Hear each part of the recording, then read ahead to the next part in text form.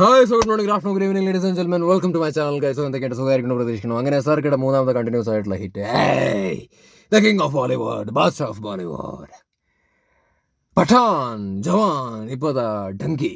രണ്ട് ആക്ഷൻ സിനിമകൾക്ക് ശേഷം SRKയുടെ വളരെ ശാന്തമായ ഒരു സിനിമ എനിക്ക് പേഴ്സണലി ഇഷ്ടപ്പെട്ടു. നല്ലൊരു സിനിമയാണ്. ഞാനൊരു ഡൈഹാർഡ് SRK ഫാനാണ്. ഓക്കെ, ഒരു ആക്ടർ എന്നുള്ളതിനെക്കാട്ടിലൊക്കെ ഉപരി ഒരു ഹ്യൂമൺ എന്നുള്ള രീതിയിൽ പുള്ളിനെ ഞാൻ ഇവിടെയാണ് കൊണ്ടു നടക്കുന്നത്. അതിന് അതിൻ്റേതായിട്ടുള്ള കാരണങ്ങളുണ്ട് കേട്ടോ. അതുകൊണ്ടാണ് ഈ സിനിമയ്ക്ക് ഞാൻ പോസിറ്റീവ് പറയണമെന്നൊന്നും നിങ്ങൾ വിചാരിക്കേണ്ട. അതുകൊണ്ടല്ല, ഇഷ്ടപ്പെട്ടതിൻ്റെ കാരണം സഹിതം വളരെ വിശദമായിട്ട് തന്നെ ഞാൻ പറയാം. ഈ സിനിമയ്ക്കകത്ത് ഒരു കോണ്ടൻ്റ് ഉണ്ട്. ഓക്കെ, കോണ്ടൻ്റ് ഉണ്ട്.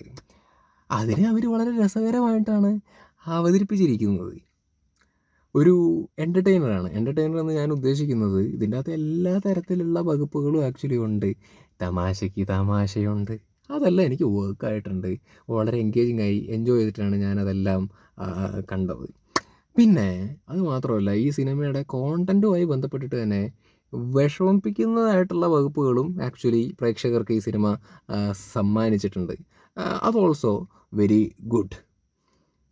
പിന്നെ ഇതിൻ്റെ അകത്ത് SRKയുടെ പെർഫോമൻസ് ആണെങ്കിലും എന്തായാലും പുള്ളിനെ സ്ക്രീനിൽ കാണുന്ന സമയത്ത് എനിക്ക് പേഴ്സണലി വല്ലാത്തൊരു സന്തോഷമാണ്. എപ്പോഴും അന്ന് ചെറുപ്പം തൊട്ടേ അങ്ങനെയായിരുന്നു, ഇപ്പോഴും അങ്ങനെ തന്നെയാണ്. പുള്ളിനെ ഇപ്പോഴും എനർജറ്റിക് ആയിട്ട് കാണുന്ന സമയത്ത് വല്ലാത്തൊരു സന്തോഷമാണ്. എനിക്ക് പുള്ളിനെ കണ്ടുകൊണ്ടിരുന്നാൽ മതി, ഞാൻ ഹാപ്പിയാണ്. പുള്ളി ഇതിൻ്റെ അകത്ത് നല്ല ഗംഭീരമായിട്ട് പെർഫോം ചെയ്തിട്ടുണ്ട്. പുള്ളി ഇമോഷണൽ സീൻസ് ആണെങ്കിലും നന്നായി ചെയ്തിട്ടുണ്ട്. ഡാൻസ് ഒക്കെ ആണെങ്കിലും ഈ പ്രായത്തിലൊക്കെ ആണെങ്കിലും എന്ത് എനർജറ്റിക് ആയിട്ടാണ് പുള്ളി ചെയ്യുന്നത്. പെർഫോമൻസ് ഒക്കെ ആണെങ്കിലും അടിപൊളിയായിട്ട് ഇതിൻ്റെ ഇത് വന്നിട്ടുണ്ട്. പിന്നെ തപ്സി പന്നു ആണെങ്കിലും വളരെ നന്നായിട്ട് ചെയ്തിട്ടുണ്ട്. നല്ല പെർഫോമറാട്ടോ, നല്ലൊരു എൻ്റർടൈനറാണ് ആക്ച്വലി തപ്സി പന്നു, അത് പറയാതിരിക്കാൻ പറ്റില്ല. പിന്നെ വിക്കി കൗശലാണെങ്കിൽ ഈ സിനിമയ്ക്കകത്ത് കുറച്ച് നേരത്തേക്ക് ആൾ ആക്ച്വലി ഉള്ളൂ, പക്ഷേ നല്ലൊരു ക്യാരക്ടറായിരുന്നു. കുറച്ചുകൂടി ആളുണ്ടായിരുന്നെങ്കിൽ എന്നൊക്കെ തോന്നിപ്പോയി. പുള്ളി നല്ല ഗംഭീരമായിട്ട് ഇതിൻ്റെ അകത്ത് പെർഫോം ചെയ്തിട്ടുണ്ട്. അപ്പം ഓവറോൾ ഒരു എൻ്റർടൈനറാണോ, സുഖമായിട്ട് കണ്ടിട്ട് ആസ്വദിച്ചിട്ട് ഇറങ്ങി വരാൻ വേണ്ടി പറ്റും. ഇത് ജഡ്ജ് ചെയ്യാനായിട്ട് കയറി ചെന്ന് കഴിഞ്ഞാൽ നമുക്ക് ഇരുന്ന് ജഡ്ജ് ചെയ്യാം. പക്ഷേ ഒരു സിനിമ നല്ല രീതിയിൽ എൻജോയ് ചെയ്യാൻ വേണ്ടി പോയി കഴിഞ്ഞാൽ എൻജോയ് ചെയ്തിട്ട് സുഖമായിട്ട് ഇറങ്ങി വരാൻ വേണ്ടിയിട്ട് ആക്ച്വലി പറ്റും. നിങ്ങൾക്ക് കാണാൻ താല്പര്യം ഉണ്ടെന്നുണ്ടെങ്കിൽ പോയി കാണാം. ഓക്കെ, ലാംഗ്വേജിൻ്റെ വിഷയം കൊണ്ട് എനിക്ക് ഹിന്ദി അറിയില്ലല്ലോ, അതുകൊണ്ട് പോകുന്നില്ല. പക്ഷേ എനിക്ക് താല്പര്യമുണ്ട്. അങ്ങനെ ഒരു വകുപ്പാണെങ്കിൽ, ആഗ്രഹം ഉണ്ടെങ്കിൽ നിങ്ങൾ വിട്ടോ, പേടിക്കേണ്ട. കാരണം സബ് ടൈറ്റിലുണ്ട്. നിങ്ങൾക്ക് മനസ്സിലാവാത്ത പ്രശ്നമൊന്നും ആക്ച്വലി വരില്ല. തമാശകളൊക്കെ ആണെങ്കിലും സബ് ടൈറ്റിലൊക്കെ ഉള്ളതുകൊണ്ട് നിങ്ങൾക്ക് ആസ്വദിക്കാൻ വേണ്ടിയിട്ട് പറ്റും, എൻജോയ് ചെയ്യാൻ വേണ്ടി പറ്റും. ആ പ്രശ്നം കൊണ്ട് പോകാതിരിക്കേണ്ട, ധൈര്യമായിട്ട് വിട്ടോ. Everything is all right. പിന്നെന്താ, ഇത് 1000 കോടി അടിക്കും 2000 കോടി അടിക്കുമെന്നൊന്നും ഞാൻ ഒരിക്കലും പറയില്ല. അത് അടിക്കുമെന്നുള്ള കാര്യമൊക്കെ സംശയമാണ്. കാരണം ഈ സിനിമ മോശമായതുകൊണ്ടൊന്നുമല്ല. ആക്ഷൻ സിനിമകൾ നമുക്കറിയാം, ജവാൻ അടിച്ചു, പഠാൻ അടിച്ചു, അതൊക്കെ ആക്ഷൻ സിനിമകളാണ്. അപ്പം ആ ജോൺറയ്ക്കൊക്കെ കിട്ടുന്നൊരു പരിപാടി ഈ ഇത്തരത്തിലുള്ള ജോൺറയ്ക്ക് കിട്ടുമോ എന്നുള്ളതാണ് പറയുന്നത്. അത് രണ്ട് ജോൺറയ്ക്കും കിട്ടുന്ന ഡിമാൻഡ് എന്ന് പറയുന്നത് ഈസ് ഡിഫറെൻറ്റ്. സോ കളക്ഷനൊക്കെ അവിടെ നിൽക്കട്ടെ. ഈ സിനിമ നൈസാണ്, ഒരു രസമുള്ളൊരു പരിപാടി. ഇതിൻ്റെ അകത്ത് മറ്റേ ഇവർ ഇംഗ്ലീഷ് പഠിക്കാൻ വേണ്ടിയിട്ട് പോണ പരിപാടികളൊക്കെ ഉണ്ട്. ബോമൻ ഇറാനിയുടെ അടുത്ത് ആ ഒരു ഭാഗമൊക്കെ ശരിക്കും പറഞ്ഞു കഴിഞ്ഞാൽ ഒരുപാട് ആസ്വദിക്കാൻ വേണ്ടിയിട്ട് പറ്റി. അതിനുശേഷം ഇവർ ഇൻ്റർവ്യൂവിന് പോവും, ടെസ്റ്റ് എടുക്കാൻ വേണ്ടിയിട്ട് പോവും.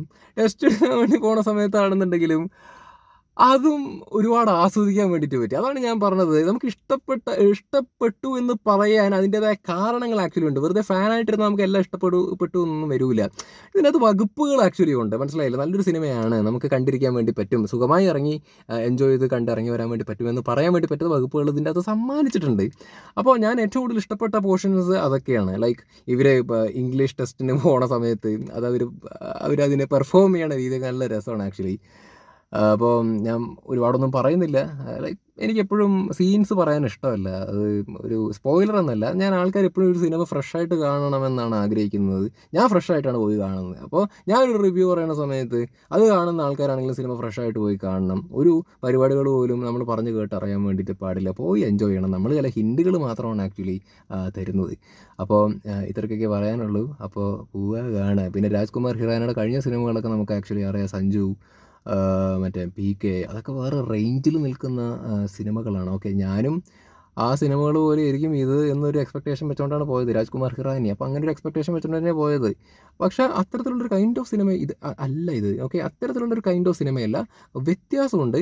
പക്ഷേ ആ എക്സ്പെക്ടേഷനിൽ ഈ സിനിമ കാണാൻ വേണ്ടി പോയി എന്ന് പറഞ്ഞിട്ട് ഒരിക്കലും ഈ സിനിമ എന്നെ നിരാശപ്പെടുത്തിയിട്ടൊന്നുമില്ല. മറ്റേ PKയും സഞ്ജുവൊക്കെ പ്രതീക്ഷിച്ചിട്ട് തന്നെയാണ് പോയത്. പക്ഷേ ഇത് വേറൊരു ഫീലാണ് കിട്ടിയത്, വേറൊരു വൈബാണ് ആക്ച്വലി കിട്ടിയത്. എൻജോയ് ചെയ്യാൻ വേണ്ടി പറ്റി. ഒരിക്കലും ഭയങ്കര എക്സ്പെക്ടേഷനിൽ പോയി അത് കിട്ടിയില്ല എന്നുള്ളൊരു വകുപ്പൊന്നും ഉണ്ടായിട്ടില്ല. അതെൻ്റെ മാത്രം എക്സ്പീരിയൻസ് ആയിരിക്കില്ല ഞാൻ പറയുന്നത്, ഒട്ടുമിക്ക ആൾക്കാർക്ക് ഞാൻ പറയുന്നത് റിലേറ്റ് ചെയ്യാൻ വേണ്ടി പറ്റിയിട്ടുണ്ടാകും. ഒരുപാട് ആൾക്കാർ അത് എക്സ്പെക്ട് ചെയ്ത് പോയിട്ടാണെങ്കിൽ പോലും എന്താണ് പറയുക, എൻജോയ് ചെയ്യാൻ വേണ്ടിയിട്ട് പറ്റിയിട്ടുള്ള ആളുകൾ ആക്ച്വലി ഉണ്ട്. സോ മറ്റ് സിനിമകളായിട്ട് കമ്പയർ ചെയ്യേണ്ട കാര്യമില്ല. ആ സിനിമകളൊക്കെ ആ സിനിമകളാണ്. അത് കഴിഞ്ഞു. ഇത് രാജ്കുമാർ ഹിറാനിയുടെ വേറൊരു സിനിമയാണ്. അപ്പോൾ ആ തരത്തിൽ കാണാൻ വേണ്ടിയിട്ട് ശ്രമിക്കുക. അപ്പോൾ അതാണ് ഞാൻ നേരത്തെ പറഞ്ഞത്, ജഡ്ജ് ചെയ്യാനായിട്ട് പോവുകയാണെങ്കിൽ പരിപാടി നടക്കില്ല. സംഭവം എൻജോയ് ചെയ്യാനായിട്ട് പോവുക, സുഖമായിട്ട് കണ്ടിട്ട് ഇറങ്ങി വരിക. Bye bye. SRK king of Bollywood. ഇനി എന്താണാവോ പുള്ളി അടുത്ത പടം അല്ലേ, ഏതാണാവോ? വെയിറ്റിംഗ് ആണ്, വളരെ ആകാംക്ഷയോടെ വെയിറ്റ് ചെയ്യുകയാണ്. ഇതൊക്കെ എൻ്റെ വ്യക്തിപരമായിട്ടുള്ള അഭിപ്രായം കേട്ടോ, എൻ്റെ മാത്രം അഭിപ്രായമാണ്. എല്ലാ ആൾക്കാർക്കും അവനവൻ്റേതായിട്ടുള്ള ആസ്വാദന രീതികളും അഭിപ്രായങ്ങളൊക്കെ ഉണ്ടാവുമല്ലോ. അപ്പോൾ നമ്മൾ അവരെ റെസ്പെക്ട് ചെയ്യുക, നമ്മുടെ അഭിപ്രായങ്ങളെ റെസ്പെക്ട് ചെയ്യുക. ഒക്കെ ഒരു ഗിവ് ആൻഡ് ടേക്കാണ്. ഇത് ഞാൻ എല്ലാ റിവ്യൂസിൻ്റെ അകത്തും പറയുന്ന കാര്യമാണ്, വീണ്ടും വീണ്ടും റിപ്പീറ്റ് ചെയ്യുന്നത് വേറൊന്നും കൊണ്ടല്ല. ഇപ്പം തന്നെ ഒരു ഉദാഹരണം ഞാൻ പറയാം. നേരിൻ്റെ റിവ്യൂ ഞാൻ ചെയ്ത സമയത്ത് എനിക്ക് ഭയങ്കരമായിട്ട് ഇഷ്ടപ്പെട്ടൊരു സിനിമയാണ്. അതൊരു ഗംഭീര സിനിമയാണ്. ഓക്കെ, അതുകൊണ്ട് തന്നെയാണ് എനിക്ക് തോന്നിയ കാര്യം ഞാൻ അങ്ങ് അടിച്ച് മിനിച്ചങ്ങ് പറഞ്ഞത്.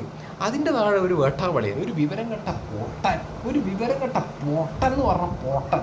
ആ കമൻറ്റ് ഞാൻ വായിച്ച സമയത്ത് അവൻ എൻ്റെ നേര് കിട്ടിയിട്ടുണ്ടെങ്കിൽ ഞാൻ തീട്ടം കോരിയിട്ട് മുഖത്തൊഴിച്ചിട്ടുണ്ടാവും. സീരിയസ്ലി. അവൻ പറയാണ് ഞാൻ നുണ പറയണ്ടേ, ഞാൻ നുണ പറയുക, ഞാൻ വെറുതെ പറയുകയാണ് നല്ലൊരു സിനിമയാണെന്ന്. അവനും ആ സിനിമ കണ്ടതാണത്രേ, പൊട്ട സിനിമയാണത്രേ, അവൻ ഇഷ്ടപ്പെട്ടില്ലത്രേ. ഇതിലെന്തെങ്കിലും ലോജിക്ക് ഉണ്ടോ ആ പറഞ്ഞതിൽ?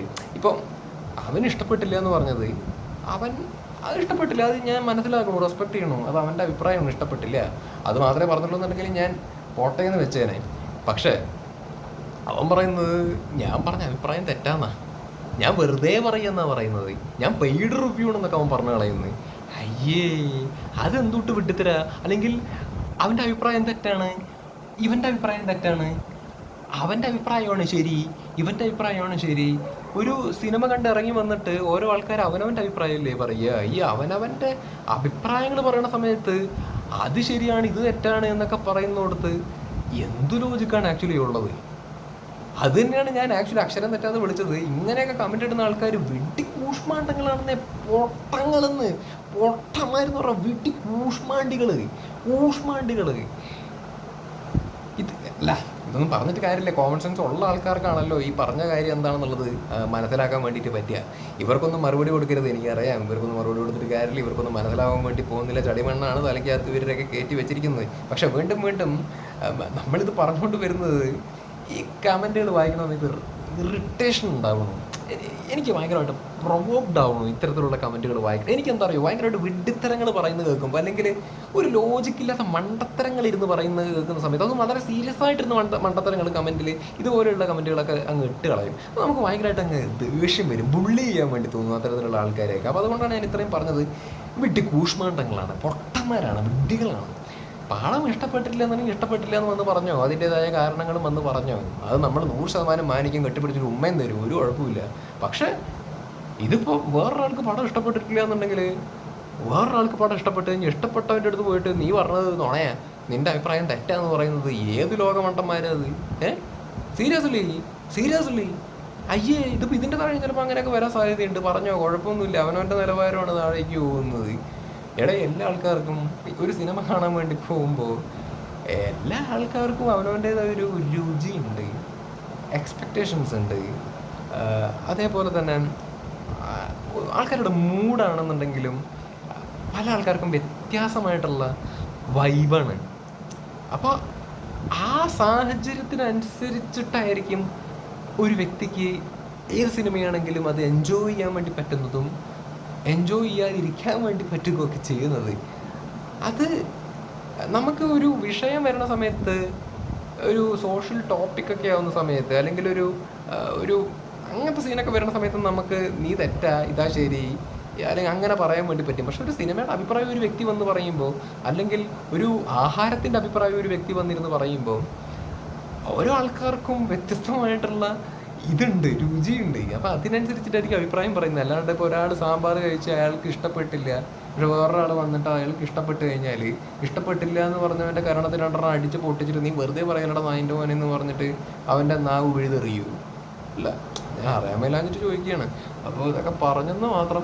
ഏതായാലും ഞാൻ വളരെ സന്തോഷവാനാണ് ഇന്ന്. കാരണം രാവിലെ നേര് കണ്ടു, നല്ല സിനിമ. ഇപ്പോൾ ഡങ്കി കണ്ടു, നല്ല സിനിമ. നാളെ സലാർ ഇറങ്ങാൻ വേണ്ടി പോകുന്നു. അത് ഗംഭീരമാവുകയാണെന്നുണ്ടെങ്കിൽ വളരെ വളരെ സന്തോഷം. ബിക്കോസ് നമ്മൾ പ്രേക്ഷകരാണല്ലോ, കുറച്ച് സമയം മാറ്റി വെച്ചിട്ട് സിനിമകൾ കാണാൻ വേണ്ടി പോകുന്ന സമയത്ത് ആ സിനിമകൾ മോശമാണെങ്കിൽ നമ്മൾ വല്ലാതെ റിഗ്രറ്റ് ചെയ്യും, വല്ലാത്തൊരു വിഷമമൊക്കെ തോന്നും, അയ്യോ വെറുതെ സമയം പോയല്ലോ എന്നൊക്കെ.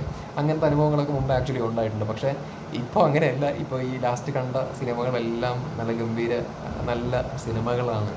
അപ്പോൾ അതുകൊണ്ട് തന്നെ ഒരു സന്തോഷം. ഇനി നാളെ സലാറും കൂടിയും കണ്ടു കഴിഞ്ഞാൽ ഹാട്രിക്കായി.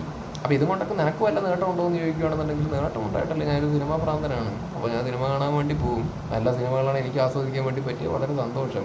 പിന്നെ അതവിടെ വന്ന് റിവ്യൂ ഇടണോണ്ട് എന്തെങ്കിലുമൊക്കെ കിട്ടും, അപ്പോൾ വേറൊരു സന്തോഷം. അത്രയേ ഉള്ളൂ. ബൈ.